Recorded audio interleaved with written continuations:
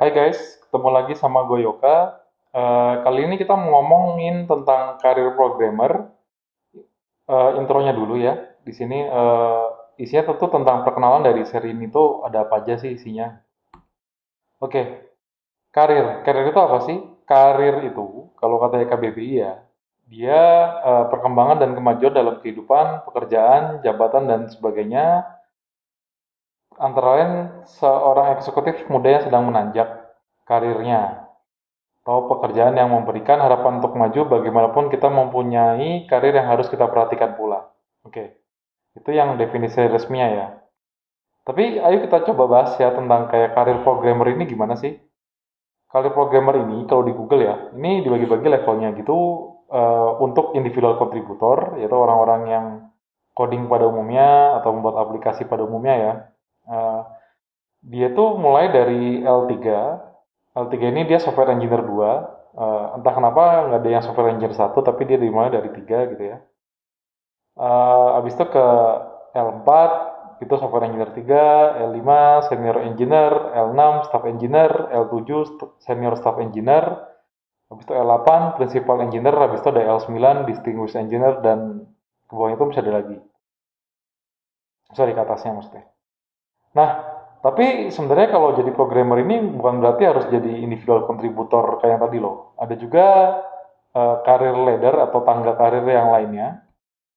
Contohnya nih di perusahaan sama di Google, dia dari level L5 itu ada manager, L6 itu manager juga, gitu.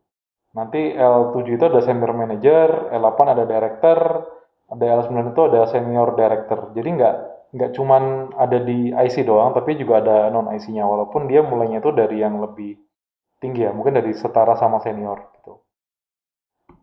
Nah, dari sana apa sih sebenarnya ada yang bakalan dibahas di seri ini?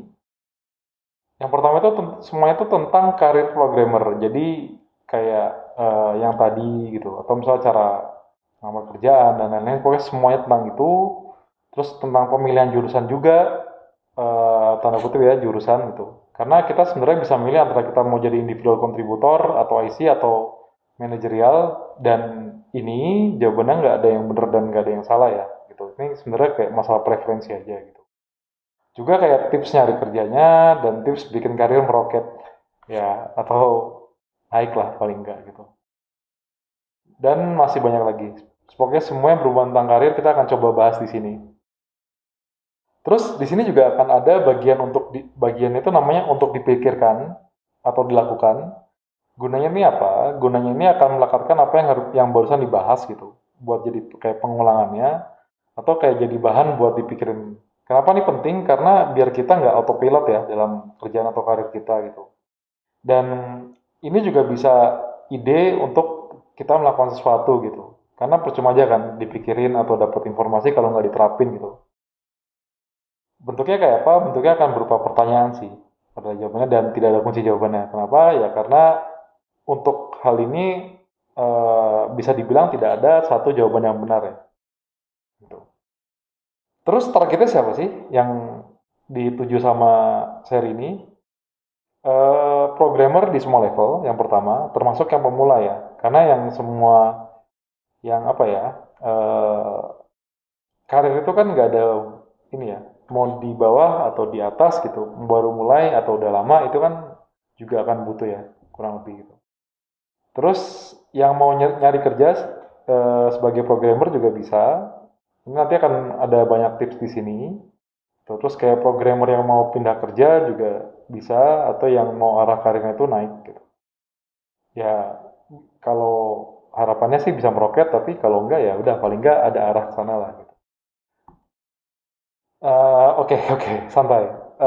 Tunggu dulu nih, gue siapa ya? Kayak karena mungkin ada pertanyaan kayak, lu siapa sih gitu? Kenapa ngomongin tentang karir di YouTube? Emang lu programmer atau apa gitu kan? Oke, ini sorry banget, jangan galak-galak ya. Ini kelupaan tadi ininya.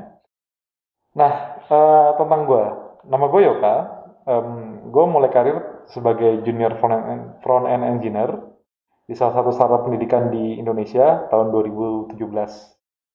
Nah, sekarang ini bulan Maret ya, Maret 2022, eh, gue jadi engineering manager di perusahaan yang sama.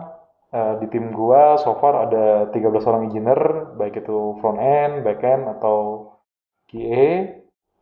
Dan so far alhamdulillah beberapa berhasil gue promote ke senior ya, gue bantuin promote tepatnya gitu.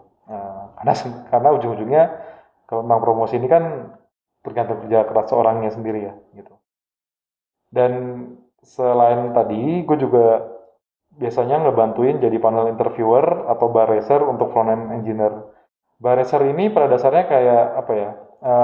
Jadi misalnya gini, ketika kita ada satu orang yang mau masuk gitu, kita interview, itu biasanya kalau di panel interview akan ada beberapa orang ya, ada 2 sampai 3 orang lah gitu.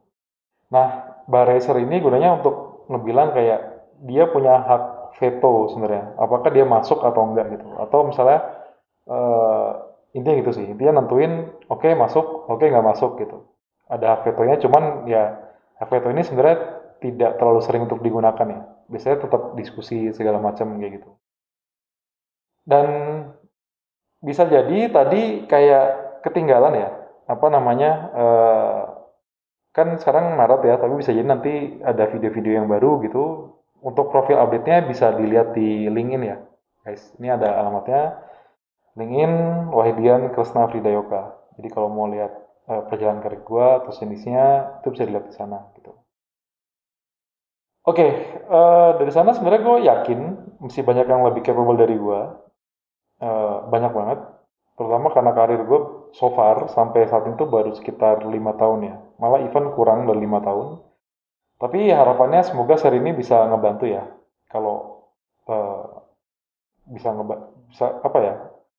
Ketika gue bikin seri ini, sebenarnya yang paling gue harapkan adalah ada orang-orang yang emang bisa ngambil pelajaran dari sini dan diterapin dan ngebantu gitu. Semoga apa yang gue kasih di sini bisa seperti itu ya.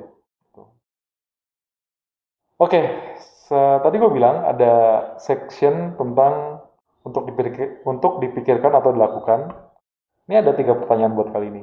Pertama, apakah kamu udah puas belum sama karir kamu sekarang? Kalau belum, gimana ya caranya biar kamu puas atau ngerasa tenang dengan karir kamu? Pertanyaan kedua, ada nggak tempat kerja yang benar-benar pengen kamu masukin? Kalau ada, gimana rencana konkret kamu buat bisa diterima kerja di sana? Yang ketiga, buat programmer, apakah kamu cocok sama karir ini? Maksudnya cocok sama karir sebagai programmer ya? Atau kamu terpaksa? Kalau terpaksa, ada nggak sih karir yang menurut kamu cocok banget sama kamu? Perlu diingat juga ya, nggak ada yang bisa maksa kamu jadi programmer atau berhenti jadi programmer. Maksudnya gini, em, kamu eh, kalau kamu mau jadi programmer itu pilihan kamu gitu. Kalau kamu berhenti juga pilihan kamu dan kamu akan yang nanggung semua resikonya ya, bukan orang lain gitu. Jadi harusnya orang lain tidak bisa memaksa kamu untuk melakukan itu. Oke, sampai situ dulu buat perkenalan serinya. Moga-moga gue bisa cepat isi lagi yang banyak di seri ini. Moga-moga bisa berguna juga. Kalau ada saran atau kritikan bisa ditaruh di kolom komen ya guys. Dadah.